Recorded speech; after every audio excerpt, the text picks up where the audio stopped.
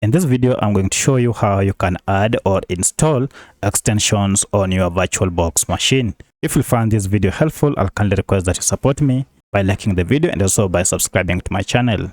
Now for this, I'm going to try and add extension on this virtual machine from Oracle. I have here already the extension downloaded, and this is a VirtualBox Extension Pack, and I'd like to go ahead and add this extension to my virtual machine. So to add the extension, it is quite simple. Just head over to these three lines here and then click on extensions. This will take you to this interface where you can now go ahead and add your extension. To add extension, just click on install.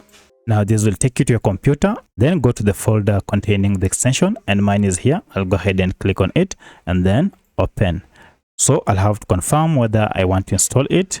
I'll click on install, and I have to agree to the terms and conditions, and then okay, and the installation will begin straight away.